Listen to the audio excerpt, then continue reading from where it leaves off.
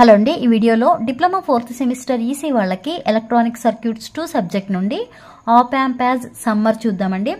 Op amp applications ఉన్నాయి కదా, ఆప్ amp as summer, scale changer, integrator, differentiator అని. ఈ వీడియోలో అయితే ఆప్ యాంప్ యాజ్ సమ్మర్ అలానే ఆప్ యాంప్ యాజ్ ఇంటిగ్రేటర్ ఈ 2 టాపిక్స్ ఈ వీడియోలో చూద్దాం. ఓకే, ఫస్ట్ టాపిక్ ఆప్ యాంప్ యాజ్ సమ్మర్. మనకి నేమ్లోనే ఉంది కదా సమ్ అని. సమ్ అంటే ఏంటంటే యాడ్ చేయడం, కంబైన్ చేయడం. Okay, summer is used to combine the voltages present on 2 or more inputs into a single output voltage. Okay, అంటే ఏం చేయాలి, మనకి ఇన్పుట్ వోల్టేజ్ దగ్గర అంటే 2 or more ఇన్పుట్స్ ఏవైతే ఉన్నాయో వాటిని కంబైన్ చేసి ఏంది సింగిల్ అవుట్పుట్ వోల్టేజ్ అనేది వస్తుంది. The circuit off summing amplifier is shown in figure. ఇక్కడ మీకు సమ్మింగ్ యాంప్లిఫైర్కి సంబంధించిన సర్క్యూట్ డ్రా చేశాను చూడండి.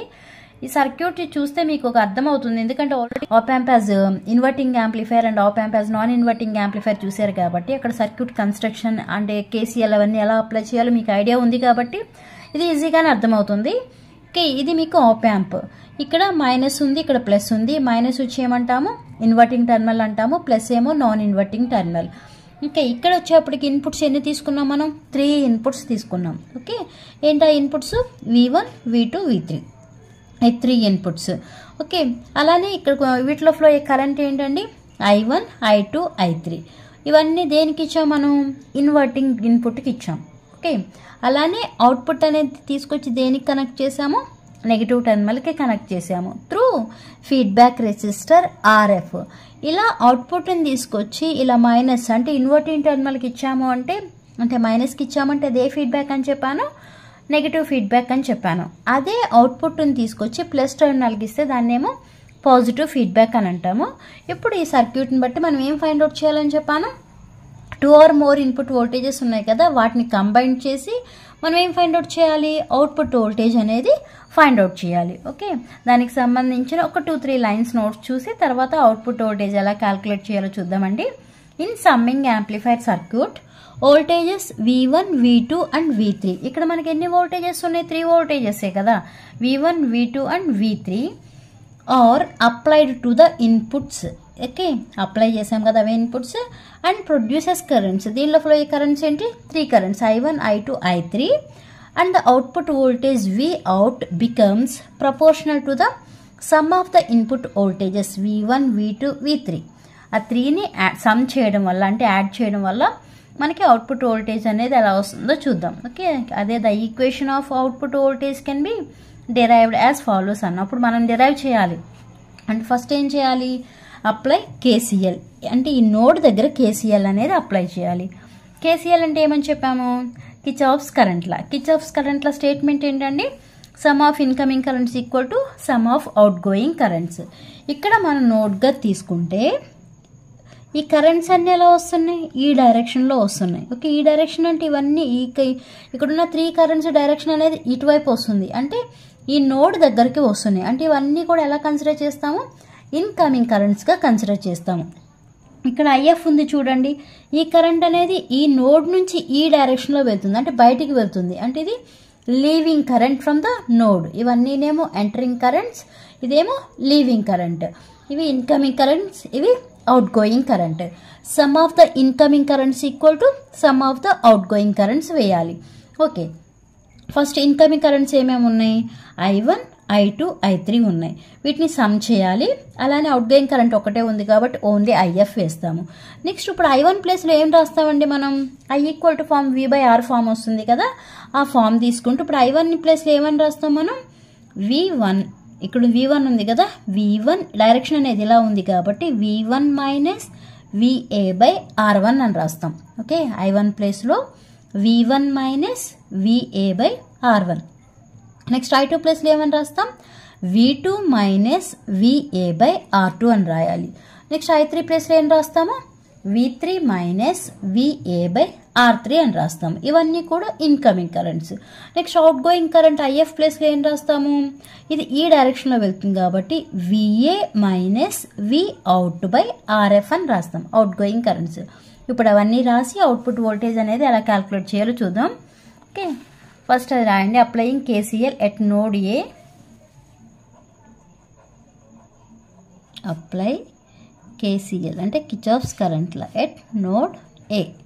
ఓకే, అప్లై చేస్తే ఏమని చెప్పాను, I1 ఫస్ట్ IF సింగిల్ ఉంది కాబట్టి IF ఈక్వల్ రాస్తున్నాను. Next I1 plus I2 plus I3. Okay, IF ప్లస్లో ఏం రాయాలని చెప్పానండి, VA minus Vout by RF అని రాయాలి.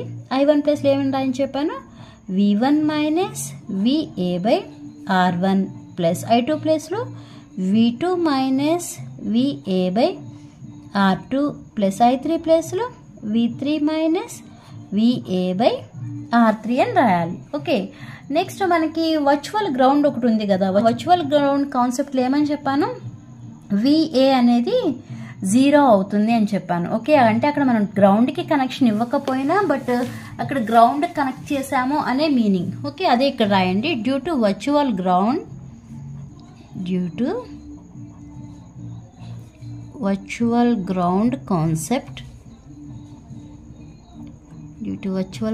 కాన్సెప్ట్ VA ఈక్వల్ టు ఏమవుతుంది, 0 అవుతుంది. ఇప్పుడు ఇది ఈక్వేషన్ 1 అనుకుంటే ఈ VA వాల్యూని ఈక్వేషన్ 1లో సబ్స్టిట్యూట్ చేయండి.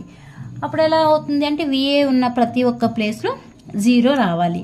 ఇక్కడ 0 సబ్స్టిట్యూట్ చేసామనుకోండి, ఇక్కడ రిమైనింగ్ ఉన్నది ఏంటి, మైనస్ Vout బై RF వస్తుంది. నెక్స్ట్ ఇక్కడ 0 అయిపోతుంది కాబట్టి ఇక్కడ ఏమొస్తుంది, V1 by R1 plus V2 by R2 plus V3 by R3 వస్తుంది. మనం ఫైండ్ అవుట్ చేయాల్సింది ఏంటి, అవుట్పుట్ వోల్టేజ్ కదా, అందుకే ఈ అవుట్ని ఇక్కడ ఉంచేస్తే బై RF అనేది వెళ్ళేప్పటికి ఏమవుతుంది, ఇంటూ RF అవుతుంది. ఇక్కడ మైనస్ ఉంది కదా, మైనస్ని కూడా పంపించేద్దాం. అంటే Vout equal to minus RF. Okay, ఇక్కడ రిమైనింగ్ ఉన్నది ఏంటి, V1 by R1 plus V2 by R2 plus V3 by R3. Okay, if R1 equal to R2 equal to R3 equal to R అయితే, okay, if R1 equal to R2 equal to R3 అయితే ఏమవుతుంది, Vout equal to minus RF. ఇక్కడ ఈ 3 ప్లేస్లో ఏమని చెప్పాను, R అని చెప్పాను కదా, అంటే V1 by R plus V2 by R plus V3 by R అవుతుంది. R అనేది కామన్ బయటికి ఇలా తీసుకొచ్చేస్తున్నానండి. రిమైన్ ఇక్కడ ఉండేది ఏంటి, minus RF by R V1 plus V2 plus V3. ఇదే output voltage. Op amp as సమ్మర్కి output voltage Vout equal to minus RF by R V1 plus V2 plus V3. ఇక్కడ అర్థమైందా, R1 equal to R2 equal to R3 equal to R అయితే ఇలా అన్నిటి ప్లేస్లో ఆరే వస్తుంది. అదే ఆర్ని బయటికి తీసుకొచ్చాను, ఇలా రాస్తామన్నమాట. వీటికి మళ్ళీ ఆప్ యాంప్ సమ్మింగ్ యాంప్లిఫైర్కి మళ్ళీ అప్లికేషన్స్ ఉన్నాయి. ఏంటంటే అప్లికేషన్స్, ఆడియో మిక్సర్ సర్క్యూట్ ఒకటిను, డిజిటల్ టు అనలాగ్ కన్వర్టర్. ఈ రెండు కూడా ఆప్ యాంప్ సమ్మింగ్ యాంప్లిఫైర్ యొక్క అప్లికేషన్స్. అర్థమైందా అండి? Okay, next op amp as integrator చూద్దాం.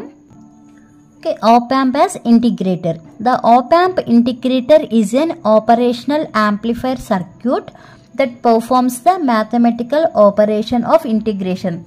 ఆల్రెడీ ఇంటిగ్రేషన్ అలానే డిఫరెన్షియేషన్ ఏది తీసుకున్నా వాటిని ఏమంటాము, మ్యాథమెటికల్ ఆపరేషన్ అంటాం కదా. ఇక్కడ ఏమవుతుందంటే ఈ ఆప్ యాంప్ యాజ్ ఇంటిగ్రేటర్ అన్నాం కాబట్టి ఈ ఆపరేషనల్ యాంప్లిఫైర్ సర్క్యూట్ అనేది మ్యాథమెటికల్ ఆపరేషన్ ఆఫ్ ఇంటిగ్రేషన్ అనేది పర్ఫార్మ్ చేస్తుంది. అంటే ఏంటి meaning, the op amp integrator produces an output voltage which is proportional to the integral of the input voltage. అంటే అవుట్పుట్ వోల్టేజ్ ఈక్వల్ టు ఏమవుతుంది, integral of the input voltage అవుతుంది. Okay, దానికి సంబంధించిన diagram అండి ఇది, ఆప్ యాంప్ యాజ్ ఇంటిగ్రేట్కి సంబంధించిన diagram. Okay, circuit construction తెలుసు కదా, ఇది inverting input, non inverting input. Non inverting ఇన్పుట్ని గ్రౌండ్ కనెక్ట్ చేసాము, ఇన్వర్టింగ్ ఇన్పుట్కేమో ఇన్పుట్ టర్మినల్కేమో ఇన్పుట్ అనేది అప్లై చేసాము. బట్ ఇక్కడ ఇంటిగ్రేటర్ కాబట్టి మనం ఇలా తీసుకున్నాం. ఓకే, ఆర్సీ సర్క్యూట్ ఇలా తీసుకున్నాం. అంటే ఇక్కడ ఫీడ్బ్యాక్ ఏం తీసుకున్నాము, కెపాసిటర్ తీసుకున్నాం. Okay, op amp as differentiator అయితే ఇక్కడ కెపాసిటర్ వస్తుంది, ఇక్కడ రెసిస్టర్ వస్తుంది. అదే డిఫరెన్స్, రిమైనింగ్ అంతా యాజ్ ఇట్ ఈజ్ ఉంటుంది. సేమ్ ప్రొసీజర్ దీంట్లో కూడా ఇప్పుడు ఏం ఫైండ్ అవుట్ చేయాలి మనం, అవుట్పుట్ వోల్టేజ్ అనేది ఫైండ్ అవుట్ చేయాలి. అవుట్పుట్ వోల్టేజ్ ఫైండ్ అవుట్ చేయాలంటే ఫస్ట్ ఏం చేయాలి, కేసీఎల్ అనేది అప్లై చేయాలి. కేసీఎల్ అంటే some of incoming currents equal to sum of outgoing currents అంటున్నాను కదా, ఆ కేసీఎల్ అనేది ఎక్కడ అప్లై చేస్తాము, ఈ నోడ్ దగ్గర అప్లై చేస్తాం. Okay, apply KCL at node A. ఇక్కడ ఇన్కమింగ్ కరెంట్స్ ఏంటి, అవుట్ గోయింగ్ కరెంట్స్ ఏంటి, ఇన్కమింగ్ కరెంట్ వచ్చి ఐఎన్ అండి, అవుట్ గోయింగ్ కరెంట్ ఏమో ఐఎఫ్. ఓకే, అదే ఇక్కడ రాయండి, apply KCL at node A. Okay, node A దగ్గర కేసీఎల్ అప్లై చేస్తే incoming currents equal to outgoing currents అన్నాను కదా, అంటే ఏమని రాస్తాము, IN equal to IF. But IN equal to ఏం రాస్తాము, VIN minus VA by R అని రాస్తాం. ఓకే, ఐఎన్ ప్లేస్లో ఏం రాస్తామండి, విఇన్ మైనస్, ఇక్కడ రాస్తున్నాను చూడండి, V in minus VA by R అని రాస్తాం, ఈక్వల్ టు ఇక్కడ ఐఎఫ్ ప్లేస్లో ఏం రాయాలి అంటే మనకి ఇక్కడ ఉన్నది కెపాసిటర్. ఓకే, అలా కెపాసిటర్ ఉన్నప్పుడు బట్ ఇక్కడ ఏం రెసిస్టర్ లాగా ఇలా రాయమండి. ఇక్కడ ఏంటి, C into D by DT of V C, voltage across the capacitor, ఇలా రాస్తాము. కెపాసిటర్ ఉన్నప్పుడు డిఫరెన్షియేటర్ కూడా ఇన్పుట్ అనేది కెపాసిటర్కి అప్లై చేసినా కూడా ఇలానే తీసుకుంటాం. Okay, next VIN minus VA by R equal to C into D by DT of, ఇక్కడ voltage across the capacitor VC ప్లేస్లో ఏం రాస్తాము, విఏ మైనస్ వి అవుట్ అని రాస్తాం. ఓకే, ఇది ఒకటి గుర్తుపెట్టుకోండి, కెపాసిటర్ ఇచ్చినప్పుడు మనం ఇలా రాస్తాం, అంటే I equal to V by R form ఇలా ఉంది కదా, బట్ కెపాసిటర్ ఉన్నప్పుడు మాత్రం ఇలా రాస్తామండి. ఇప్పుడు మనకేంటి, వర్చువల్ గ్రౌండ్ కాన్సెప్ట్ తెలుసు కదా, విఐ ఈక్వల్ టు ఏంటి 0, అదే ఇక్కడ సబ్స్టిట్యూట్ చేయండి. Due to the